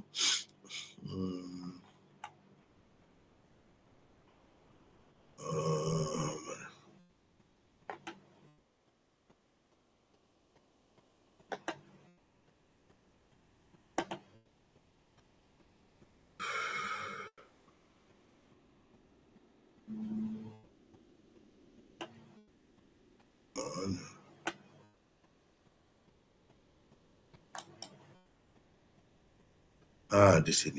Di Fathul Bari. Kita ambil Fathul Bari.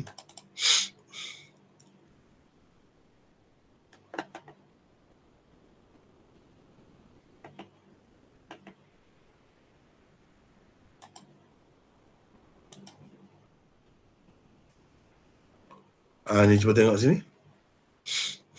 Ini dalam Fathul Bari. Kana Rasulullah sallallahu alaihi wasallam wa ashabuhu utu bisawiqin falakuh taba'ahu Mu'adh an Syu'bah. Baik. Kalau kita tengok di sini, dia hurai di sini. Utu bisawiqin falakuh. Ini adalah sebahagian daripada hadis yang telah pun berlalu dalam Kitabut Taharah dan juga di dalam Kitabul Jihad. Ia selengkapnya, ini ringkas ni, riwayat ringkas ni. Selengkapnya akan tersebut nanti di dalam, akan disebutkan nanti di dalam Ghazwah Khaybar akan datang. Jadi taba'ahu Mu'adh an Syu'bah.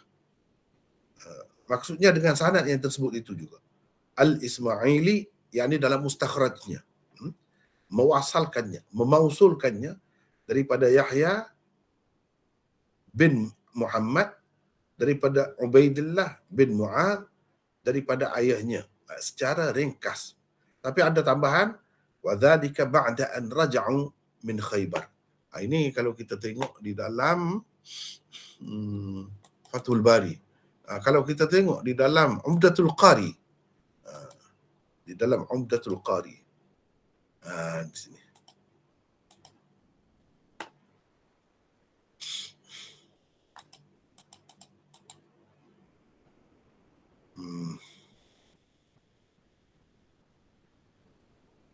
Ini Umdatul Qari karangan Al-Aini. Ni. Dia kata taba'ahu Mu'adh an Syu'bah. Ini pun macam tu juga. Taba'a Ibnu Abi Adi Mu'adh bin Mu'adh. Mu'adh bin Mu'adh, Qadhi Basrah, daripada Syu'bah bin Al-Hajjaj. Jadi mutaba'ah dia tu, riwayat mutaba'ah dia itu ada dikemukakan oleh Al-Ismaili. Sebab Al-Ismaili ni dia ada tulis kitab mustakhraj bagi Sahih Bukhari ni. Sahih Bukhari ni maksudnya mustakhraj itu hadisnya sama tapi sanadnya lain. Jadi berdasarkan sanad dia sendiri bersambung sanad dia. Sebab Imam Bukhari itu sebut secara ta'liq begitu. Riwayat mutaba'ah itu secara ta'liq begitu, dia tak sebut sanad yang lengkap. Tapi kalau Ismaili dia sebut daripada Yahya bin Muhammad, daripada Ubaidillah bin Mu'adh, daripada ayahnya, yakni Mu'adh. Daripada ayahnya, yakni Mu'adh bin Mu'adh. Mu'adh bin Mu'adh siapa? Qadhi Basrah.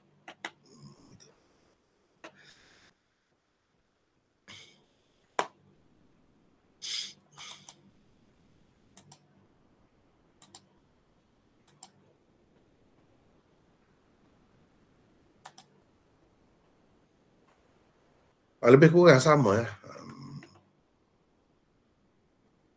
Lebih kurang sama. Dia tak ada banyak uraian.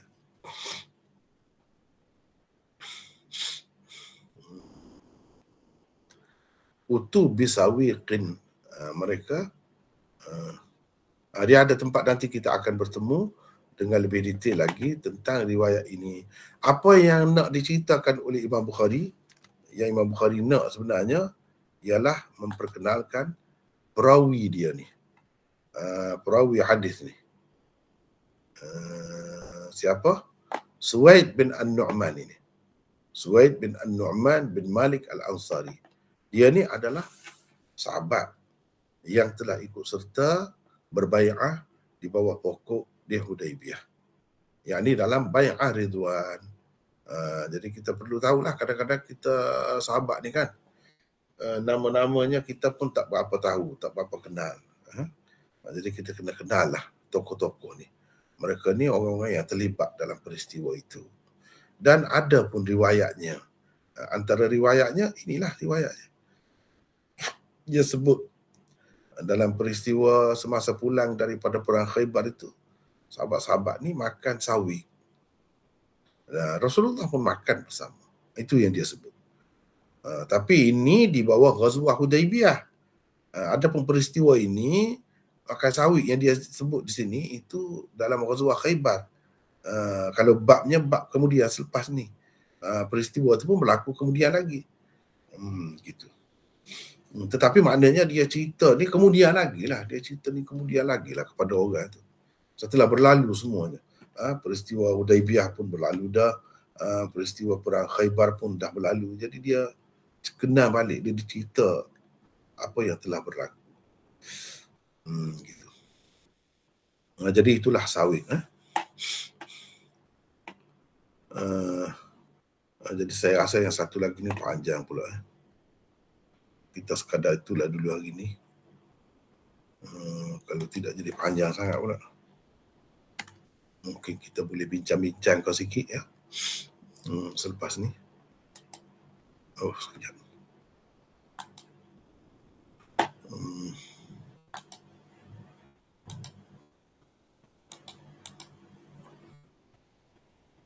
Ahmad bin Ishaq ni kita batalkan. Di sini pula tandanya. Jadi rasanya setakat itulah dulu untuk hari ini. Sebab yang di bawah ni panjang pula perbincangannya. Setakat ambil masa lama. Wallahu a'lam. Kalau ada nak bincang, nak tanya ke, ada kemusykilan ke apa, silakan.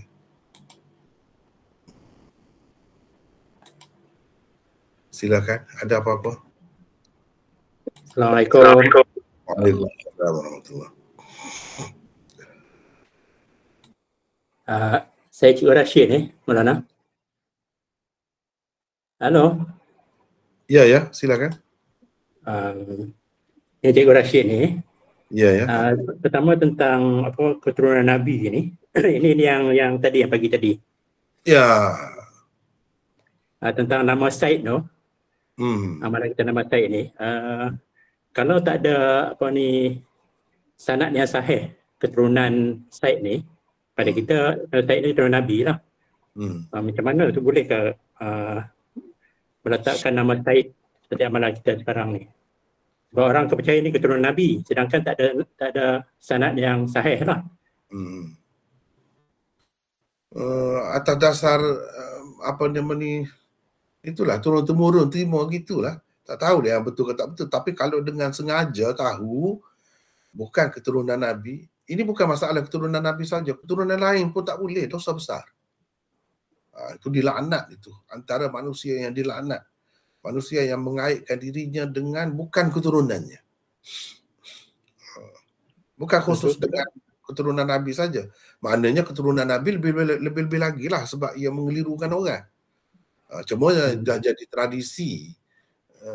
Itu Maulana, kalau seorang tu dia tidak apa, tak tahu kesahihan tu, patut tak dia berhentikan nama anak tu, jangan buat Said lagi dah. Itu pun satu usaha yang bagus juga kalau tak pasti begitu. Seperti macam di Kelantan ni kan, ada orang keturunan ni, ada orang keturunan Wan. Kalau dia memang begitu pun, kalau dia tidak nak pakai, boleh saja.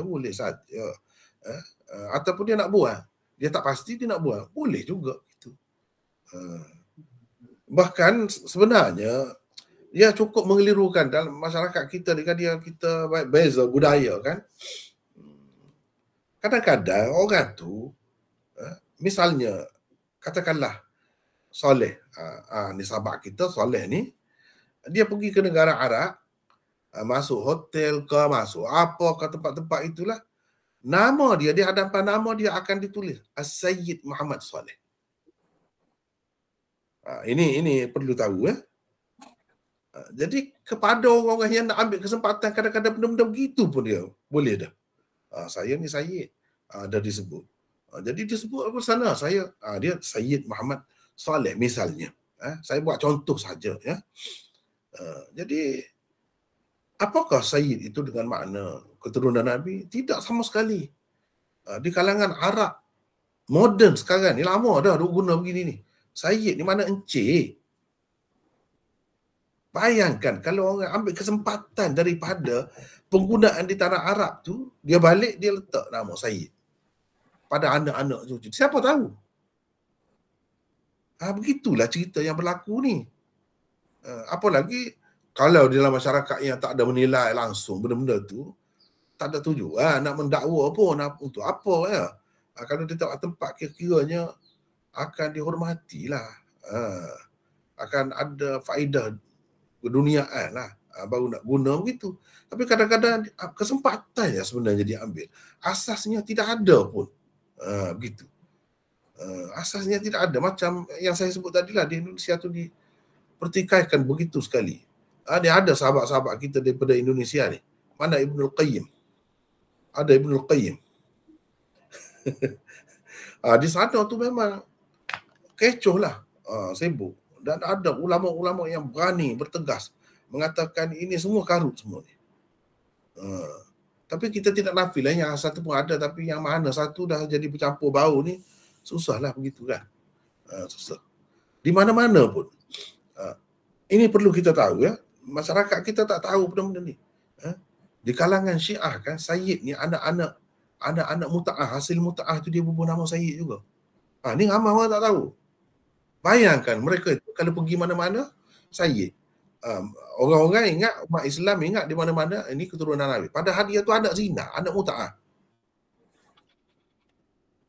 Itu salah satu sebenarnya mengikut kajian ulama kita, salah satu bentuk puak-puak Syiah ni nak bertabarrak terhadap Rasulullah. Apa bertabarrak? Maksudnya menyatakan kebencian dan dendam kesumatnya kepada Nabi kita, tetapi secara berselindung. Itu satu penghinaan terhadap Nabi kita. Jadi yang layak pakai Sayyid ini anak zina saja. Itu macam mereka perli tu teruk betul. Jadi Sayyid ni mengata dari main-main sana sini. Ada orang nama Sayyid pun. Macam Sayyid Qutb. Nama dia pun Sayyid tu di kalangan Arab. Sebab Sayyid tu maknanya ketua, pemimpin. Macam Zaim lah. Zaim. Pemimpin. Terutamanya macam tadi tu. Gelaran tu. Gelaran penghormatan lah. Kalau di hadapan nama lelaki tu Sayyid. Di hadapan nama perempuan Sayyid lah. Ataupun Asid. Siti kita kata. Siti tu. Banyaklah benda-benda bercelaru banyak dah. Kita letak nama anak kita Siti Khadijah lah. Siti Aisyah lah. Padahal Siti itu satu gelaran macam Sayyid itulah yang akan diperolehi percuma oleh sesiapa saja bila dia sudah berkahwin. Macam kita puan. Puan tu dapat percuma je. Tak payah letak. Tiba-tiba kita letak nama anak kita Puan Aisyah. Pelik kan? Kita tak akan buat benda-benda macam tu. Tapi kita telah meletak nama anak kita Siti Aisyah sebab kita tak tahu cerita. Itulah bendanya. Banyaklah kekecohan, penyelewengan ini, kecelaruan ini berlaku. Yang sebenarnya tak tahulah. Dakwaan lah. Kalau dia dakwa, dia nak mengekalkan terus gelaran itu, nama itu, terpulang lah. Tetapi yang selama ni orang duduk yakin, duduk Mati-matian duduk dakwah tu rupanya dipertikaikan sekarang di Indonesia. Dengan bukti-bukti yang cukup. Bahawa ni semua ni karut semua ni. Ba'alawi apa ni. Itu kata mereka. Ada kajian duduk polemik lama dah di Indonesia. Sebab apa? Sebab akhir-akhir ni kan sibuk dengan pokok ni. Itulah jadinya. Elok juga ada hikmat juga berlaku begitu. Akhirnya orang buat kajian. Bila buat kajian tu, nampaklah. Begitulah cerita ni. Ya. Sila ada lagi yang lain? Silakan.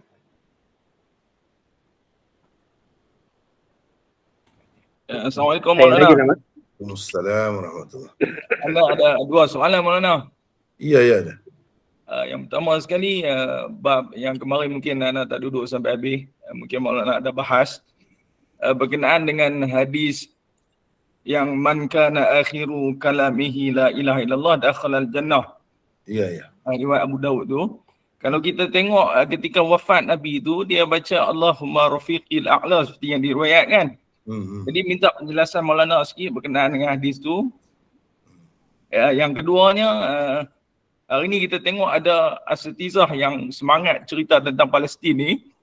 Dia menyebut sahabat kita di Palestin itu berasal daripada Nabi Ibrahim dengan Siti Hajar. Dan kita ni daripada orang Melayu ni berketurunan daripada Nabi Ibrahim dan Siti Qantarah. Minta penjelasan Maulana sikit tentang bab tu. Terima kasih. Ya. Yang pertama tadi tentang ucapan terakhir. Maknanya kita faham daripada situ, untuk umat dia, untuk orang lain, memang la ilaha illallah itulah yang terbaik. Tidaklah pula kita kata yang terbaiknya Allahumma fil rafiqil a'la. Bukan begitu. Seperti yang dia sebut itu. Kalau Rasulullah, itulah yang terbaik untuk dia. Nampak ke tidak? Yang terbaik untuk umat ialah seperti yang disabdakannya. Yang ini hadis qaulinya. Hadis qaulinya. Jadi hadis fi'li iaitu yang dia ucapkan sendiri semasa dia nak mati tu, nak meninggal dunia tu. Allahumma fil rafiqil a'la tu. Jadi itu perbuatan dia, bukan bermakna untuk diikuti, untuk dibuat untuk orang lain, tidak. Perbuatan dia lebih khusus dengan dia. Kalau hadis qauli dia tidak khusus, dia untuk umum. Hadis fi'li, itu hadis fi'li lah tu. Itu khusus dengannya. Sebab apa? Tak ada pula disebut dalam hadis lain bahawa Nabi kata ikut macam aku sebut, itulah yang terbaik. Allahumma fil rafiqil a'la, itulah yang terbaik. Tak ada pula disebut dalam mana-mana hadis. Bermakna yang dikehendaki daripada umatnya itu la ilaha illallah. Bukan Allahumma fil rafiqil a'la. Itu yang pertama ya. Mana tak ada kelirulah, mudah-mudahan ya. Ni Abdul Basir ke siapa ni? Basir Zaid daripada mana? Pulau Pinang Maulana. Oh, bukan Abdul Basir. Abdul Basir itu Bukan. Yang keduanya tentang nisbah ni, orang ni dakwa ini dakwa begini kan. Kalau nak kiranya lebih dekat dengan Arab tu, kan orang-orang Arab lah dengan nabi-nabi tu. Sebab nabi-nabi yang umumnya disebut dalam Quran itu boleh dikatakan sekitar tanah Arab tu. Yang lebih sesuainya mereka lah anak cucu Nabi, tapi mereka pula tak adalah pula sibuk-sibuk nak mendakwa begitu-begini. Yang kita duk tengok relax, biasa ya. Tak ada pula begitu. Macam di sini ni, sekarang ni. Itu yang malangnya kita tengok. Orang sana tak ada pun sibuk-sibuk begitu. Padahal kalau nak kira yang lebih hampirnya mereka lah. Tetapi ada kemungkinan juga mereka tu daripada keturunan Abu Jahal kan. Daripada keturunan Abu Lahab ke lain-lain kan. Yang mati dalam keadaan tidak Islam je lah. Ada kemungkinan juga. Mana dalam keadaan ada kemungkinan keturunan Nabi dan sahabat-sahabat, ada juga kemungkinan mereka itu daripada keturunan musuh-musuh Islam dulu. Itu habis dah cerita, tak perlu disebut dah tu. Cerita lama. Yang pentingnya kita semua sekarang ni dah Islam. Cukup itu untuk menjamin kita masuk syurga. Kita keturunan Nabi. Kalau tidak keturunan Nabi, kau sama sebenarnya. Kalau keturunan Nabi sekalipun, jamin kau masuk syurga. Tentu tidak kan. Jadi tak perlulah sibuk-sibuk perkara tu.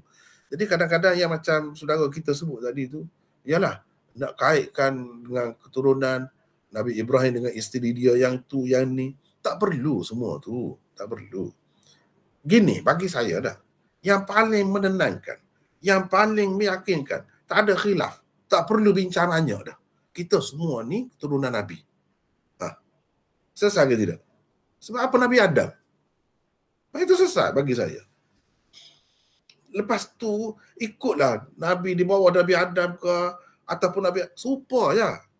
Kalau tidak beriman tak ada guna semuanya. Kalau beriman tak ada dia ada hubungan dengan Nabi yang terakhir pun. Hubungan dengan Nabi Adam sudah cukup.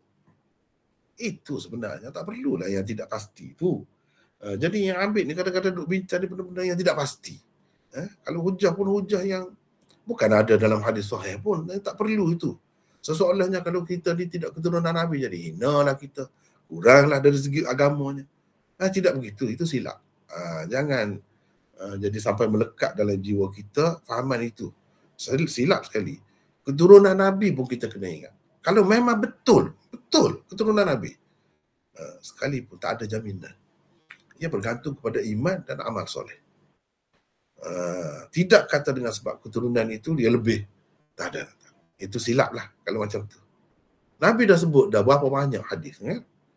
Manusia ni tak ada lebih kerana keturunan dia, kerana warna kulit dia, kerana bangsa dia. Tak ada semua tu. Semuanya dengan takwa.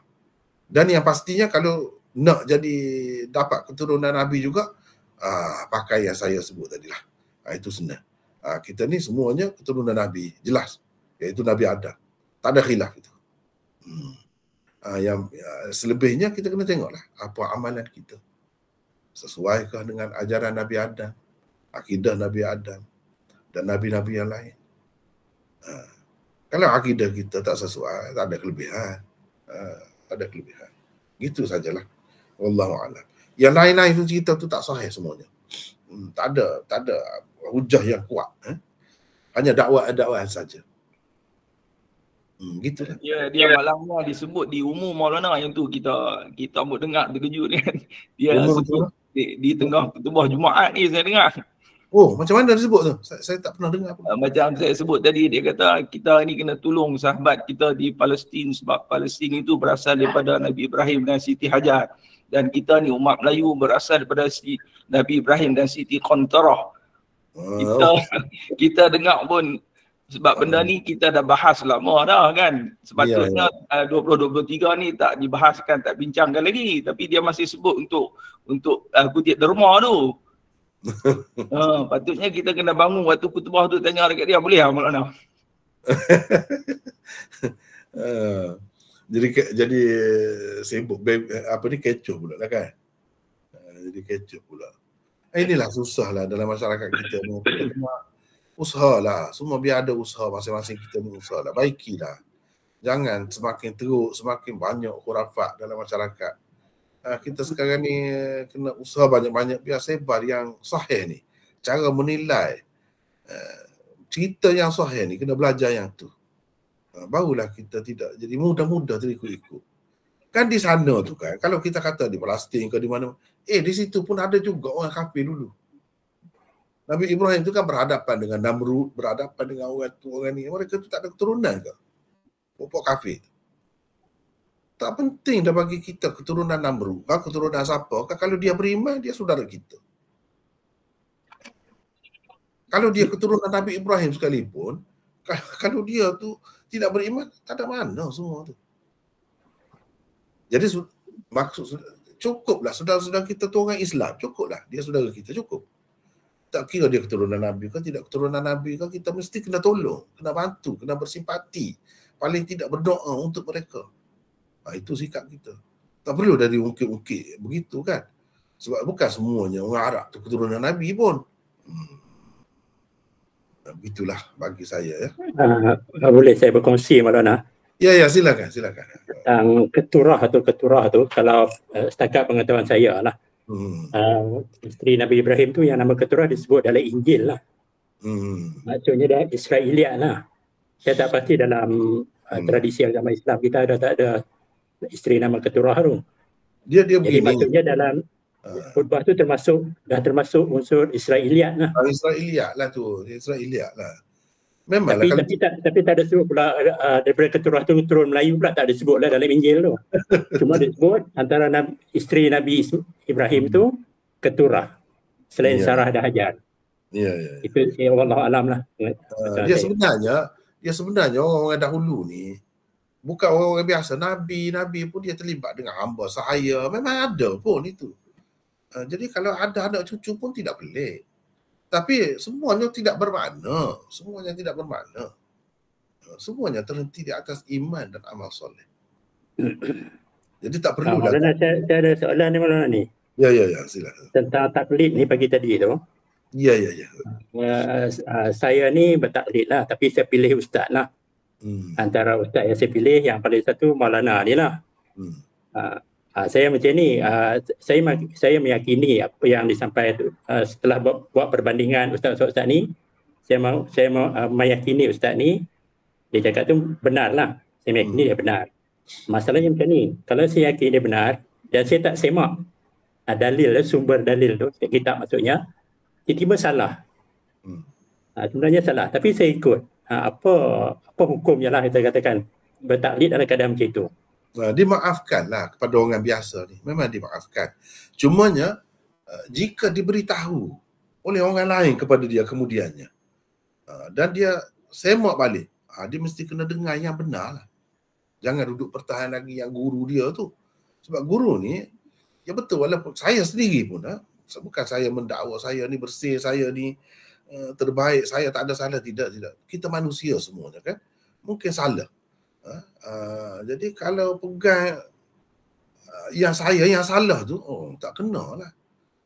Walaupun kita sayang kepada guru kita, kita percaya kepada dia, tapi kalau ada, bila orang bawa bukti yang lebih kemas, kita kena ikut yang tu. Itu sepatutnya begitu. Jangan ikut saya sekalipun. Bukan saya yang bercakap ni, Imam Syafi'i dulu pun dah cakap begitu. Dia cakap begitu. Dia dah pesan dah. Mana kena pakai yang sahih. Sebab guru kadang-kadang dia tidak semua tu rujukan dia tu tepat, tak mesti. Kadang-kadang dia tidak sengaja, dia tersalah, boleh jadi.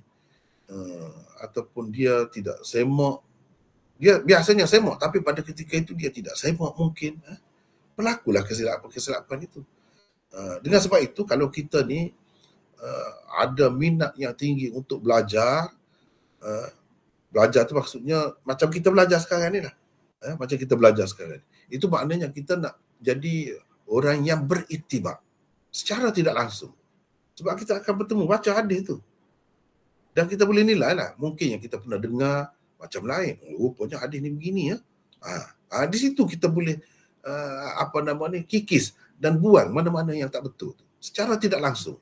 Kita ni sebenarnya beritibak dah. Cuma cara itibak tu berbeza. Kita belajar sekarang ni. Belajar apa? Belajar hadis. Jadi misalnya macam di Sapuh, kan kita dah belajar hadis tu. Belajar. Jadi itulah maksud itibak tu. Kita nak tahu puncanya. Maknanya kita tak belajar fiqh saja. Kalau fiqh dia tak sebut, kadang-kadang hujah dia, dalil dia tak sebut. Begitu pun boleh juga atas dasar kita percaya kepada ulama tu sudah diakui. Boleh. Dah boleh dah pun. Tapi lebih sempurna. Lebih memuaskan hati kita sendiri sebenarnya kalau kita beritibak. Itulah sebab disebutkan sebagai suatu kelebihan, sebagai suatu keutamaan. Orang yang beritibak ni dia tidak sama dengan muqallid, orang yang bertaklid semata-mata tu.